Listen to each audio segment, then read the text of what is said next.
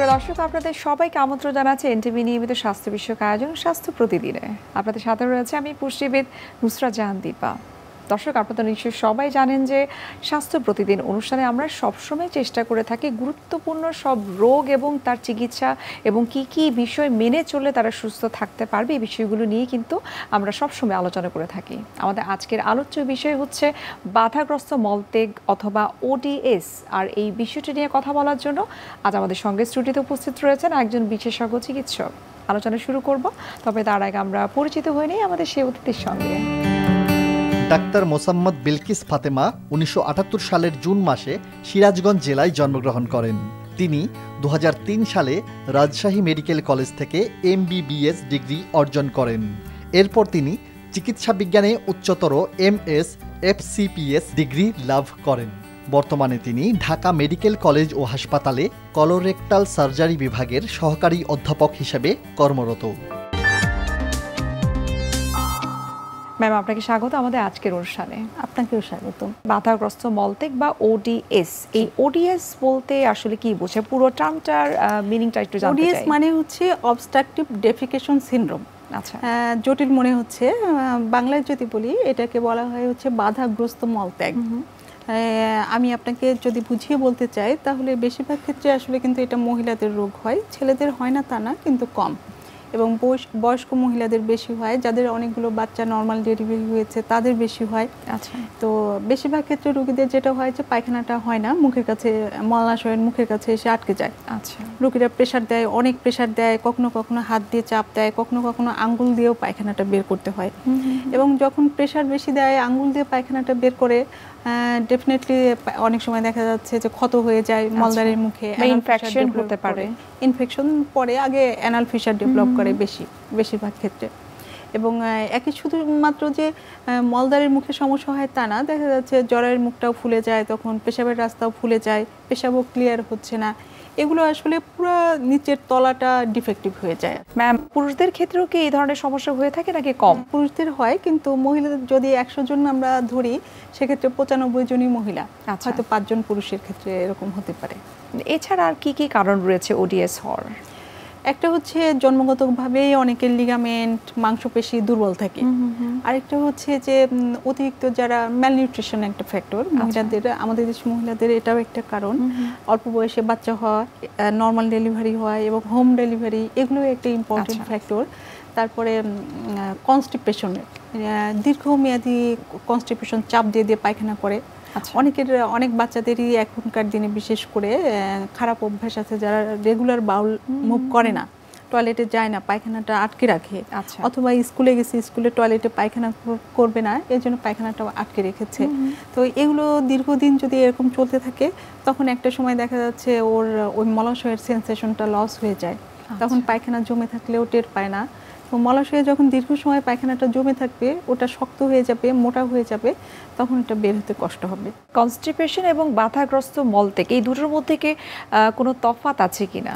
হ্যাঁ, একটা হচ্ছে কনস্টিপেশন, যেটা কোষ্ঠকাঠিন্য আমরা যেটা বাংলা ভাষায় বলি, সেটা আসলে খাবার পরে কতক্ষণ পরে মলটা নিচে নামলো, সেটা আস্তে আস্তে যাদের নামে তাদের ক্ষেত্রে শক্ত হয়ে যায়, পায়খানা 3 দিন 4 দিন পরে পায়খানা হচ্ছে, এটাকে আমরা কোষ্ঠকাঠিন্য বলছি।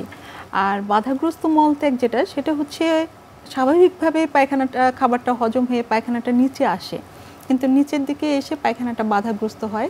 স্বাভাবিক গতিতে যেরকম আমাদের পায়খানা চাপ আসে, আমরা যাই করি বা স্মুথলি পায়খানাটা বের হয়ে আসে, এসব ক্ষেত্রে সেটা হয় না, আটকে থাকে। রোগীরা এসে বলে যে জ্বরের মুখের কাছে আটকে আছে, কেউ বলে মাসিকের রাস্তার মুখের কাছে আটকে আছে, কেউ বলে ভিতরে আটকে থাকে, বের হয় না। যখন এই ধরনের রোগীর আপনাদের কাছে এই কমপ্লেনগুলো করে থাকেন, তখন আসলে প্রাথমিক অবস্থায় কোন কোন টেস্টগুলো আপনারা করতে দেন?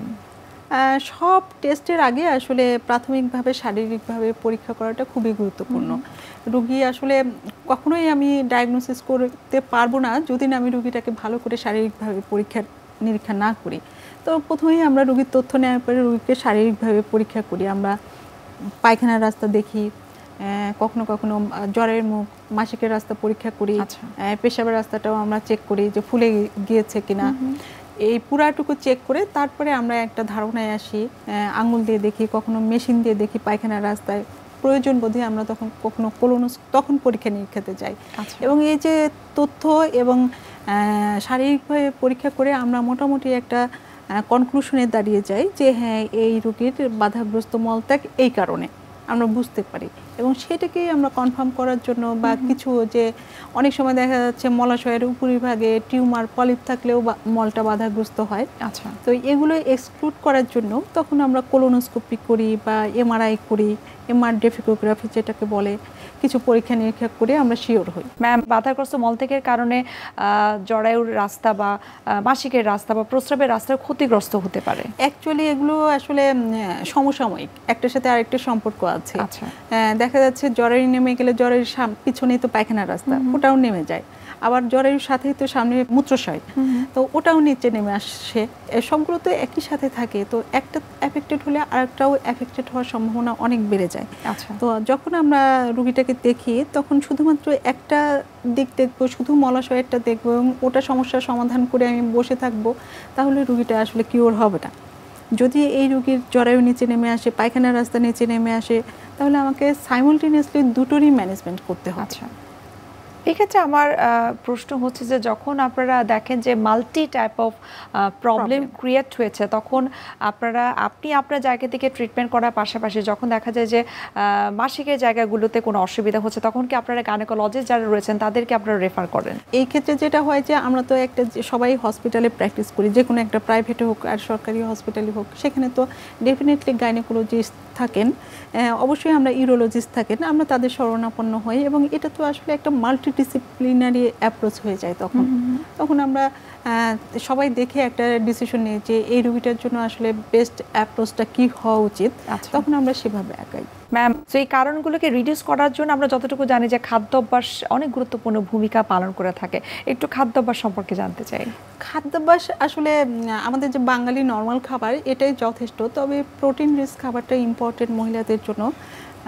তো এনকারেজ করি আমি আমার পেশেন্টদেরকে যে একটু ডিম খাবেন, বা ঘরোয়া যে প্রোটিনগুলো আমরা পাই স্বাভাবিকভাবে, এক্সপেন্সিভ হওয়ার কোনো দরকার নেই। এই প্রোটিন রিচ একটু খাবার, আর সাথে ফাইবার আর ফ্লুইডের কম্বিনেশন, আর রেগুলার ফিজিক্যাল অ্যাক্টিভিটিস, এগুলো হচ্ছে নর্মাল অ্যাক্টিভিটিস। কখনো কখনো আমাদের পরবর্তীতে আমরা যখন ট্রিটমেন্ট অপশনে আসবো, তখন আমি আপনাকে বলবো যে ফিজিওথেরাপির একটা বিশাল রোল আছে আচ্ছা এই সমস্যাগুলো ম্যানেজমেন্টের ক্ষেত্রে। ম্যাম, এই ধরনের বাধাগ্রস্ত মলত্যাগ জনিত যাদের সমস্যা রয়েছে সেক্ষেত্রে ফিজিওথেরাপির একটা ভূমিকা রয়েছে। আচ্ছা, এক্ষেত্রে আপনারা যখন ফিজিওথেরাপির কাছে বা ফিজিওথেরাপিস্ট যারা রয়েছে তাদের কাছে যখন রেফার করেন, তখন আসলে রোগীর ফিডব্যাকটা কিরকম আপনারা পেয়ে থাকেন? ফিজিওথেরাপিস্টের কাছে নাই, এটা তো আসলে একটা, আমরা অনেক সময় বলি যে বায়ো ফিডব্যাক, মানে মেশিনে আমি রোগীকে এক্সারসাইজ করাবো, কিভাবে সে টয়লেট ট্রেনিংও এর মধ্যে পড়ে, সাইকোলজিক্যাল থেরাপিও পড়ে এর মধ্যে। তো আমি যখন পেশেন্টকে ফিডব্যাক দিব যে আপনি এইভাবে টয়লেট করলে আপনার জন্য ভালো হবে, মলদারটা আপনি কতটুকু সংকুচিত করবেন, কতটুকু প্রসারিত করবেন, কতটুকু প্রেসার দিবেন, সেটা আমি রোগীকে ফিডব্যাক দিব। আচ্ছা, সেটা সেটা হতে পারে কোনো একটা মনিটরে, মেশিনের সাহায্যে, হতে পারে অডিও, মুখের কথায়, হতে পারে ফিঙ্গার দিয়ে আমরা সরাসরি আঙুল দিয়ে দেখে যদি বলি, সেটাও কিন্তু এক ধরনের বায়োফিডব্যাক বা ফিজিওথেরাপি খুবই ইম্পর্টেন্ট। এটা যখন দেখি যে এগুলোতেও হচ্ছে না, এরপরে আমাদের সার্জিক্যাল অপশন আসলে অনেক আছে। তো আমরা যেই পেশেন্টের যেই সার্জারিটা লাগবে সেই সার্জারিটাই অফার করি। ম্যাম, ট্রিটমেন্টগুলো আপনারা ইনিশিয়াল স্টেজে কোন ধাপটা ফলো করে থাকেন সাধারণত? বেশিরভাগ ক্ষেত্রে প্রাথমিক পর্যায়ে যেটা হয় যে রোগীদেরকে বলি ওই যে ফ্লুইড আর ফাইবারের কম্বিনেশন, আচ্ছা, প্রোটিন রিচ যে খাবারগুলো সেগুলো খাবে, ফিজিক্যাল অ্যাক্টিভিটিস বাড়াবে, রেগুলার হাঁটবে। এর পরবর্তীতেই এক্সারসাইজ, যেগুলো ফিজিওথেরাপি বললাম আমি, physical exercise, pelvic floor exercise শেখানোর চেষ্টা করি পেশেন্টদেরকে। আমাদের আসলে এখানে একটা প্রবলেম, যেটা আমাদের রোগীরা ডেডিকেটেড না এই ফিজিওথেরাপির ব্যাপারে। কিছু লিমিটেশন তো ডেফিনেটলি আমাদের সবারই আছেন। এই ফিজিওথেরাপি দেওয়ার পরেও যদি রোগীরা রেসপন্স না করে, তখন আমরা চিন্তা করে দেখি যে অপারেশন লাগবে কিনা।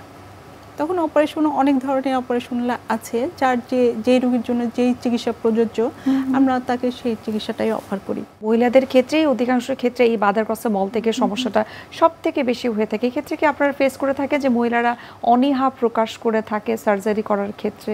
ডেফিনেটলি, এটাই তো আসলে বেশি প্রবলেম। আমাদের দেশের রোগীরা আসলে বেশিরভাগ ক্ষেত্রে আসেই না ডাক্তারের কাছে। দেখা যাচ্ছে যে ওনারা মনে করে এটাই স্বাভাবিক, আমার বাচ্চা হয়েছে, আমার বয়স হয়েছে, পায়খানা হবে না, এটাকে ওনারা অনেকেই স্বাভাবিকভাবে ধরে নেয়। এর পরবর্তীতে যখন তার কষ্ট হয় তখন সে প্রাইভেট পার্টস ডাক্তারকে দেখাবে বা হচ্ছে ফ্যামিলি মেম্বারের কাছে এক্সপ্রেস করতে পারেন না। তারপরে আমাদের দেশে মহিলাদের তো ডিপেন্ডেন্সি কাজ করে, ফ্যামিলি মেম্বারদের উপরে, বাড়ির পুরুষদের উপরে ডিপেন্ড করতে হয় যে তারা ডাক্তারের কাছে নিয়ে যাবেন, ফিনান্সিয়াল ব্যাপার আছেন, সব কিছু মিলিয়ে আসলে রোগীরা ডাক্তারের কাছে অনেক দেরিতে আসেন বা অনেকে আসতেই চান না। আচ্ছা, আসার পরে যখন পেশেন্ট আসার পরে আমরা যখন তাকে ফিজিওথেরাপি দেই, ফিজিওথেরাপির জন্য কয়েকবার আসতে হয়, দেখা যাচ্ছে বেশিরভাগ রোগী আসলে আসাই হয় না। তারপরে যারা টিকে থাকে বা যাদের অনেক বেশি সিরিয়াস তাদেরকে তো প্রথমেই আমরা বলে ফেলি যে আপনার আসলে শুধুমাত্র ওষুধ আর ব্যায়ামে হবে না, আপনার হয়তো অপারেশন লাগবে। আচ্ছা, এটা আসলে রোগীরা অ্যাকসেপ্ট করতে চায় না। এবং কিছু আমাদের তো মিথ আছে যে পায়খানা রাস্তায় অপারেশনে আসলে আমরা ভালো হই না, রোগীরা ভালো হয় না, বারবার করতে হয় এবং পায়খানা রাস্তায় অপারেশন করলে শেষ, পায়খানা ধরে রাখতে পারে না, বিভিন্ন ধরনের কুসংস্কার, মিথ কাজ করে।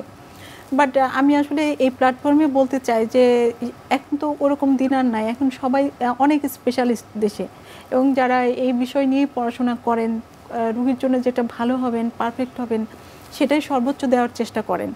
তো কিছু কিছু ক্ষেত্রে তো জটিলতা, তারপরে ফেলিওর রেট থাকবেই। আচ্ছা, কিন্তু আমাদের অনেক রোগী ভালো থাকেন আলহামদুলিল্লাহ, পেশেন্টের স্যাটিসফ্যাকশনও থাকেন।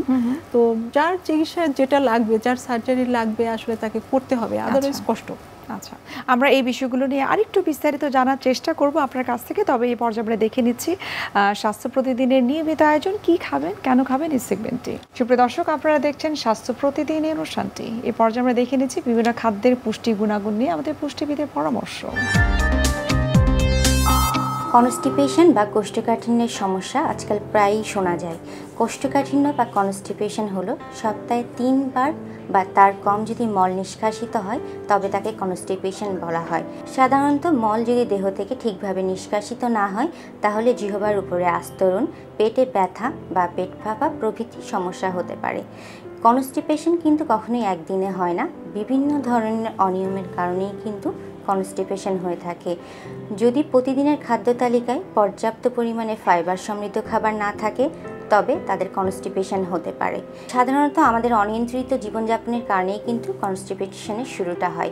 প্রতিদিন নিয়ম করে না খাওয়া, নিয়ম করে বাথরুমে না যাওয়া, ফাইবার সমৃদ্ধ খাবার না খাওয়া প্রভৃতি কারণেই কিন্তু কনস্টিপেশন হয়ে থাকে। এবং কনস্টিপেশনের ফলে কিন্তু আরও নানা ধরনের জটিলতা দেখা দিতে পারে। তাই যাদের কনস্টিপেশন রয়েছে তাদের খাদ্য তালিকায় অবশ্যই প্রচুর পরিমাণে ফাইবার সমৃদ্ধ খাবার অর্থাৎ শাক সবজি এবং ফলমূল রাখতে হবে। এই শাকসবজি এবং ফলমূলের ফাইবার ডাইজেস্টিভ সিস্টেমকে ভালো রাখে। এছাড়া যাদের কনস্টিপেশনের প্রবলেম রয়েছে তারা অতিরিক্ত ফ্যাটি ফুডসমূহকে অ্যাভয়েড করবেন। যাদের কনস্টিপেশন রয়েছে তারা নিয়মিত ফিজিক্যালি অ্যাক্টিভ থাকবেন, কেননা অ্যাক্টিভিটি ইমিউন সিস্টেমকে শক্তিশালী করে। যাদের কনস্টিপেশন রয়েছে তারা প্রতিদিন একটি নির্দিষ্ট টাইমে খাওয়ার চেষ্টা করবেন। কখনোই খুব বেশি সময় পেট খালি রাখা যাবে না। সারাদিনের 3 বেলা না খেয়ে 5 বা 6 বারে খাবার খাওয়ার চেষ্টা করবেন। এমন খাবার খাবেন যেগুলো সহজে ডাইজেস্ট হয়। বিশেষ করে ভাজা পোড়া, অতিরিক্ত ফ্রাইড যে কোনো ফুড খেলে কনস্টিপেশন হতে পারে। পরিমাণে কম খাওয়াও কিন্তু কনস্টিপেশনের জন্য দায়ী। অনেকে ক্র্যাশ ডায়েটিংয়ের জন্য খাওয়া দাওয়া একেবারে ছেড়ে দেন, বিশেষ করে কোনো সুষম খাবার থাকে না, ফাইবার সমৃদ্ধ খাবার থাকে না, এ কারণেও কিন্তু কনস্টিপেশন হতে পারে। তাই যারা ডায়েটিং করছেন তারা সুষম খাবারের মাধ্যমে ওজন কমানোর চেষ্টা করবেন, কেননা এই ওজন কমাতে গিয়ে খাবার বাদ দেওয়ার কারণেও কিন্তু কনস্টিপেশন হতে পারে। চেষ্টা করবেন প্রতিদিন ঘুম থেকে ওঠা থেকে রাতে ঘুমোতে যাওয়ার সময় পর্যন্ত একটি নির্দিষ্ট নিয়মের মধ্যে চলা। কখনোই বাথরুম খুব বেশি সময় আটকে রাখা যাবে না, নির্দিষ্ট সময় মতো বাথরুমে যেতে হবে এবং যে কোনো ধরনের ফ্যাটি ফুডসমূহকে পরিহার করতে হবে। সুতরাং যাদের কনস্টিপেশন রয়েছে তারা সুস্থ থাকার জন্য পেঁপে খেতে পারেন। পেঁপেতে রয়েছে প্রচুর পরিমাণে ফাইবার। এই ফাইবার কিন্তু কনস্টিপেশনকে দূর করে। যাদের কনস্টিপেশন রয়েছে তারা প্রতিদিন খাদ্য তালিকায় রাখুন ফাইবার সমৃদ্ধ খাবার। বিশেষ করে যে ফল এবং সবজিতে ফাইবারের পরিমাণ বেশি সেগুলো প্রতিদিন খাবেন। একজন মানুষের প্রতিদিন 20 থেকে 30 গ্রাম ফাইবার সমৃদ্ধ খাবার খেতে হয়। এছাড়া যে কোনো ধরনের অয়েলি ফুড পরিহার করুন, বিশেষ করে বেশি ভাজা পোড়া খাবার খাবেন না এবং নিয়মিত সুষম খাবার এবং পর্যাপ্ত পরিমাণ পানি পান করুন। এছাড়া যাদের কনস্টিপেশন রয়েছে তারা রেগুলার 45 থেকে 1 ঘন্টা এক্সারসাইজ করুন, তাহলেই কনস্টিপেশন থেকে সুস্থ থাকা সম্ভব। ম্যাম, আপনার কাছে এখন একটু জানতে চাইবো যে সমস্ত রোগীরা অর্থাৎ যাদের বাধাগ্রস্ত মলত্যাগ রয়েছে তাদের সার্জারি করার দরকার রয়েছে কিন্তু তারা সার্জারি করতে চাচ্ছে না, এক্ষেত্রে বিকল্প ট্রিটমেন্ট আসলে আপনারা কি দিয়ে থাকেন? এই রোগীদের কিন্তু সাইকোলজিক্যাল বার্ডেন থাকে অনেক বেশি এবং রোগীরা ইমোশনালি ভালনারেবল থাকে। এইসব রোগীরা অনেক দিন থেকে কষ্ট করতে করতে ওনারা আসলে অনেকটা সাইকোসিসের মতো ডেভেলপ করে যায় পেশেন্টদের। এসে হয়তো রোগী কেঁদে ফেলে বা হচ্ছে অনেক কষ্ট। অনেক রোগী আছেন যাদের সংসারও ভেঙে গেছে, আচ্ছা, যার পায়খানা ক্লিয়ার হয় না সে বোঝে যে পায়খানা ক্লিয়ার না হলে কত কষ্ট, যার পেশাব ক্লিয়ার হয় না সে বোঝে। ব্যাপারটা আসলে অতটা সহজও না। তো পেশেন্টকে আসলে সাইকোলজিক্যাল সাপোর্টটা অনেক বড় ইম্পর্টেন্ট এবং রোগীরা একটু প্যানিক থাকে, তাদেরকে আসলে পরীক্ষা নিরীক্ষা করে আপনার শিওর হয়ে বুঝাইতে হবে যে এটা ক্যান্সার জাতীয় কিছু না এবং এটা থেকে আসলে ক্যান্সার হওয়ার কোনো সম্ভাবনাও নাই। এই যে ক্যান্সার হবে কি হবে না প্রশ্নটা যেরকম রোগীরা করে থাকেন, একই সাথে কিন্তু আরেকটি প্রশ্ন করে থাকেন যে আমি যে সার্জারি করব এটার কস্টিংটা আসলে কেমন হতে পারে? হ্যাঁ, কস্টিংটা অ্যাকচুয়ালি এটা তো সরকারি হসপিটাল আছে, প্রাইভেট হসপিটাল আছে, বেসরকারি হসপিটালে আসলে অ্যাকচুয়ালি ট্রিটমেন্ট করছে খুব বেশি তা না, কিন্তু আমাদের দেশের প্রেক্ষাপটে যে কোনো ট্রিটমেন্ট কস্টই আসলে অনেক বেশি। কিন্তু আচ্ছা, একই সঙ্গে আমাদের কারো হেলথ ইন্স্যুরেন্স নাই, একটা প্রাইভেটে ট্রিটমেন্ট করতে গেলে আমাদের জন্য, আমার জন্য, আপনার জন্য, সবার জন্যই বার্ডেন, তাই না? তো এর পাশাপাশি সরকারি হাসপাতালেও এখন সব বিভাগীয় হাসপাতালে এই সাব স্পেশালিটি সাবজেক্টগুলো ডেভেলপ করছেন। তো সরকারি হাসপাতালের চিকিৎসা নেওয়ারও সুযোগ আছে। অর্থাৎ গভর্নমেন্ট হসপিটালগুলোতে স্বল্প মূল্যে তার এই সার্জারিগুলো করতে পারে। স্বল্প মূল্যে না, বলেন বিনামূল্যেই আচ্ছা সুযোগ থাকে। আচ্ছা, আমরা অনুষ্ঠানের একেবারে শেষ পর্যায়ে চলে এসেছি। আমার কাছে মনে হয় আমাদের আজকের অনুষ্ঠানের মাধ্যমে আমরা এই যে ওডিএস বা এই যে বাধাগ্রস্ত মলত্যাগ সম্পর্কে যে এত বিস্তারিত জানলাম, আশা করি দর্শকরা অনেকটাই উপকৃত হবে। আবারও ধন্যবাদ জানাচ্ছি এবং শুভকামনা এনটিভির পক্ষ থেকে। ধন্যবাদ আপনাকে। সুপ্রিয় দর্শক, এতক্ষণ আপনারা দেখছিলেন এনটিভি নিয়মিত স্বাস্থ্য বিষয়ক আয়োজন স্বাস্থ্য প্রতিদিন। এই পর্যায়ে আমরা দেখে নিচ্ছি আমাদের আগামী পর্বে কি থাকছে। গরমে এবং এই যে বর্ষা এই সময়টাতে দেখা যায় যে অ্যালার্জি জনিত সমস্যাগুলো একটু বেশি দেখা যায়। কারো হয়তো আর্টিকেরিয়া বা মশার কামড়ের মতো ফুলে যাওয়া যে রোগটা, এটা নিয়ে আসে। কেউ হয়তো দাঁতের প্রবলেমটা নিয়ে একটু বেশি আসে, কারণ এই যে স্যাঁতস্যাঁতে ওয়েদারটা, যে একটা আর্দ্রতা, মানে আবহাওয়ার যে আর্দ্রতার কারণে স্যাঁতস্যাঁতে ওয়েদারে কিন্তু দাঁতের প্রবলেমটা নিয়ে খুব বেশি আসে। বিশ্বের যে কোনো প্রান্ত থেকে যে কোনো সময় এনটিভির জনপ্রিয় অনুষ্ঠান স্বাস্থ্য প্রতিদিন দেখতে আপনারা ভিজিট করতে পারেন আমাদের পূর্ণাঙ্গ পোর্টাল www.ntvbd.com এ। এছাড়াও এনটিভির বিভিন্ন ধরনের জনপ্রিয় অনুষ্ঠান এবং নিউজ আপডেট পেতে আপনারা ভিজিট করতে পারেন আমাদের ইউটিউব চ্যানেল এবং ভেরিফাইড ফেসবুক পেজে। দর্শক, আজ এখানে শেষ করতে হচ্ছে, দেখা হবে আবার আপনাদের সঙ্গে। সে পর্যন্ত আপনারা সবাই ভালো থাকুন, সুস্থ থাকুন এবং সব সময় এনটিভির সঙ্গে থাকুন।